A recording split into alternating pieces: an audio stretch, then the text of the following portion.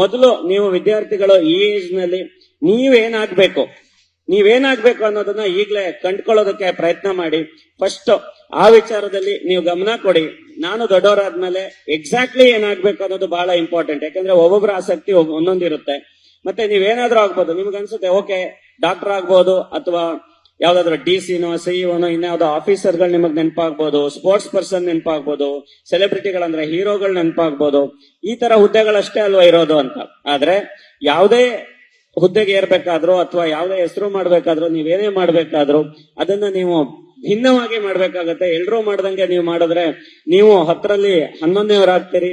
ಅದ್ರ ಬದಲು ಭಿನ್ನವಾಗಿ ಮಾಡುವ ಆಲೋಚನೆ ಮಾಡಿ. ಇದಕ್ಕೆ ನಿಮ್ಗೆ ಸ್ವಾಮಿ ವಿವೇಕಾನಂದ್ರೆ ಪ್ರೇರಣೆ ಆಗ್ಲಿ. ಯಾಕೆಂತಂದ್ರೆ ಸ್ವಾಮಿ ವಿವೇಕಾನಂದರು ಎಲ್ಲರಂತೆ ಒಬ್ಬ ವ್ಯಕ್ತಿಯಾಗಿ ಅವರು ಓದ್ಕೊಂಡು, ಅಂದ್ರೆ ನರೇಂದ್ರ ಆಗಿದ್ದಾಗ, ಬಾಲ್ಯದಲ್ಲಿ ನರೇಂದ್ರನಾಥ್ ಆಗಿದ್ದಾಗ ಅವರು ಎಲ್ಲರಂತೆ ನಿಮ್ಮಂತೆ ಓದ್ಕೊಂಡು ಆಟ ಆಡ್ಕೊಂಡು ಅವರು ಬೆಳೆದಿದ್ರೆ ಇವತ್ತು ನಾವೇನ್ ಹೇಳ್ತೀವಿ, ಜಗತ್ತಿಗೆ ಶ್ರೇಷ್ಠ ಸಂತ ಅಥವಾ ನಮ್ಮೆಲ್ಲರಿಗೂ ಮಾದರಿ ಅಥವಾ ಒಂದು ವಿಶ್ವಗುರು ಆಗುವ ಭಾರತದ ಕನಸನ್ನ ಕಂಡಂತಹ ಆ ಮಹಾನ್ ಸಾಧಕ ಆಗಿ ಅವರು ನಮ್ಮ ಮುಂದೆ ಇರ್ತಿರ್ಲಿಲ್ಲ. ಅಥವಾ ಶತಶತಮಾನಗಳ ಕಾಲ ಅವರು ಹೀಗೆ ವಿವೇಕಾನಂದರ ಹೆಸರು ಅಮರವಾಗ್ತಾ ಇರಲಿಲ್ಲ.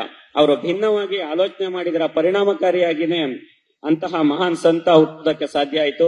ಅದಕ್ಕಾಗಿ ನಾನು ಹೇಳ್ತಾ ಇದ್ದೀನಿ, ನೀವೇನಾಗ್ಬೇಕು ಅನ್ನುವಂತಹ ಕನಸನ್ನ ಕಂಡು ಅದೇ ನಿಟ್ಟಿನಲ್ಲಿ ನೀವು ಇವತ್ತಿಂದನೇ ನಿಮ್ಮ ಕೆಲಸ ಅಥವಾ ಪರಿಶ್ರಮವನ್ನ ಆರಂಭ ಮಾಡಿ. ಯಾಕೆಂದ್ರೆ ಯಾವುದೇ ಒಂದು ಗುರಿಯನ್ನ ತಲುಪಬೇಕಾದ್ರೆ ನೀವು ಇಡುವಂತಹ ಮೊದಲ ಹೆಜ್ಜೆಯೇ ನಿಮ್ಮನ್ನ ಅಲ್ಲಿಗೆ ಕರ್ಕೊಂಡು ಹೋಗೋಕ್ ಸಾಧ್ಯ. ಇವತ್ತು ಈ ಕಾರ್ಯಕ್ರಮಕ್ಕೆ ನೀವು ಬಂದಿದ್ದೀರಿ ಅಂದ್ರೆ ಮನೆಯಿಂದ ಹೊರಟು ಬಂದ್ರೆ ಮಾತ್ರ ಸಾಧ್ಯ. ಹೊರಟು ಬರುವ ಆ ಹೆಜ್ಜೆ ಇರುತ್ತಲ್ಲ, ಅದು ಬಹಳ ಇಂಪಾರ್ಟೆಂಟ್ ಆಗುತ್ತೆ. ಆ ರೀತಿಯಲ್ಲಿ ನಿಮ್ಮ ದೀರ್ಘಕಾಲದ ಗುರಿ ಸಾಧಿಸಬೇಕು ಅಂತಂದ್ರೆ ಈ ಮೊದಲ ಹೆಜ್ಜೆಯನ್ನ ಇಡಿ. ನೀವು ಅಲ್ಲಿಂದ ಪರಿಶ್ರಮವನ್ನ ಆರಂಭ ಮಾಡಿ. ಮತ್ತೆ ಪ್ರಯತ್ನ ನಿರಂತರವಾಗಿರ್ಲಿ. 1-2 ದಿನದ ಮಟ್ಟಿಗೆ ಬಹಳ ಜೋಶಲ್ಲಿ ಮಾಡೋದು, ಆಮೇಲೆ ನೀವು ಡೈವರ್ಟ್ ಆಗ್ತೀರಿ, ಬೇರೆ ಬೇರೆ ಕಾರಣಗಳಿಂದಾಗಿ ಡೈವರ್ಟ್ ಆಗ್ತೀರಿ.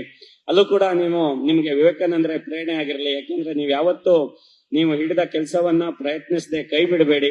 ಮತ್ತೆ ಯಾವ್ದೋ ಒಂದು ಪ್ರಯತ್ನದಲ್ಲಿ ಸೋಲಾಗ್ಬೋದು, ಸೋತೆ ಅಂತ ಕೂಡ ನೀವು ನಿಲ್ಲೋದು ಬೇಡ. ಯಾಕೆಂತಂದ್ರೆ ಸೋಲ್ದೆ ಇರುವವನು, ಅವಮಾನವನ್ನ ಎದುರಿಸದೆ ಇರುವವನು ಯಾರು ಕೂಡ ಸಕ್ಸಸ್ ಆಗೋದಕ್ಕೆ ಸಾಧ್ಯ ಇಲ್ಲ.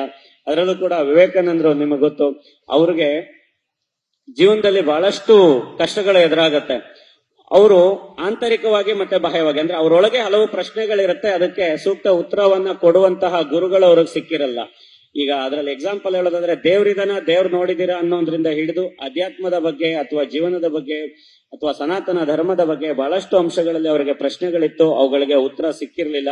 ಅವುಗಳನ್ನ ಹುಡುಕೊಳ್ಳುವ ಪ್ರಯತ್ನವನ್ನ ಮಾಡ್ತಾ ಅವ್ರಿಗೆ ಹಲವು ಸವಾಲುಗಳು ಎದುರಾಗ್ತವೆ. ಅವರ ತಂದೆ ತೀರ್ಕೊಂಡಾಗ ಅವ್ರಿಗೆ, ಅವರ ಮನೆಯವರಿಗೆ ಊಟಕ್ಕೂ ಕೂಡ ಸಮಸ್ಯೆ ಆಗ್ತಾ ಇರುತ್ತೆ. ಅಂತ ಸಂದರ್ಭದಲ್ಲಿ ಎಷ್ಟೋ ದಿನ ಅವರು ನೀರು ಕುಡ್ಕೊಂಡು ಮಲಗಿರುವಂತಹ ಉದಾಹರಣೆಗಳಿದೆಯಂತೆ. ಆ ರೀತಿಯಲ್ಲಿ ಬೆಳೆದು ಬಂದವರು. ಕಷ್ಟಗಳು ಎಲ್ಲರಿಗೂ ಇರುತ್ತೆ. ಅದೇ ರೀತಿಯಲ್ಲಿ ಅವಮಾನ, ಅವರು ವಿದೇಶಕ್ಕೆ ಹೋದಾಗ ಹಂತವಾಗಿ ಅವ್ರಿಗೆ ಅವಮಾನ ಎದುರಾಗ್ತಾ ಹೋಗುತ್ತೆ. ಎಲ್ಲವನ್ನ ಮೆಟ್ಟಿ ನಿಂತು ಅವರು ಯಶಸ್ವಿ ಆಗೋದಕ್ಕೆ ಸಾಧ್ಯ ಆಗುತ್ತೆ.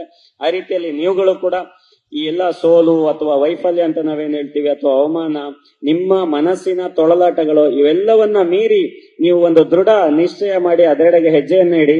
ನಾವೆಲ್ಲರೂ ವಿವೇಕಾನಂದ ಆಗೋದಕ್ಕಾಗಲ್ಲ ನಿಜ, ಆದ್ರೆ ನಾವೊಬ್ಬ ಜವಾಬ್ದಾರಿತ ಪ್ರಜೆ ಆಗ್ಬಹುದು, ನಾವೊಂದು ಸಕ್ಸಸ್ ಅನ್ನ ಕಾಣಬಹುದು ಅಂತ ಹೇಳ್ತಾ ತಮ್ಮೆಲ್ಲರಿಗೂ ಈ ಕಾರ್ಯಕ್ರಮಕ್ಕೆ ಮತ್ತೊಮ್ಮೆ ಸ್ವಾಗತವನ್ನ ಕೋರ್ತಾ ನನ್ನ ಮಾತುಗಳನ್ನ ಮುಗಿಸ್ತೇನೆ. ಧನ್ಯವಾದ. ಅನುಕ್ಷಣದ ಸುದ್ದಿಗಳಿಗಾಗಿ ವಿಸ್ತಾರ ನ್ಯೂಸ್ ಯೂಟ್ಯೂಬ್ ಚಾನೆಲ್ ಸಬ್ಸ್ಕ್ರೈಬ್ ಮಾಡಿ. ಹೊಸ ಸುದ್ದಿಗಳ ನೋಟಿಫಿಕೇಶನ್ಗಾಗಿ ಬೆಲ್ ಐಕಾನ್ ಕ್ಲಿಕ್ ಮಾಡಿ. ಲೇಟೆಸ್ಟ್ ಅಪ್ಡೇಟ್ಸ್ಗಾಗಿ www.vistaranews.com ವೆಬ್ಸೈಟ್ಗೆ ವಿಸಿಟ್ ಮಾಡಿ. ಅಂಗೈಯಲ್ಲೇ ಜಗತ್ತಿನ ಸುದ್ದಿ ತಿಳಿಯಲು ವಿಸ್ತಾರ ನ್ಯೂಸ್ ಕನ್ನಡ ಆಪ್ ಡೌನ್ಲೋಡ್ ಮಾಡಿ.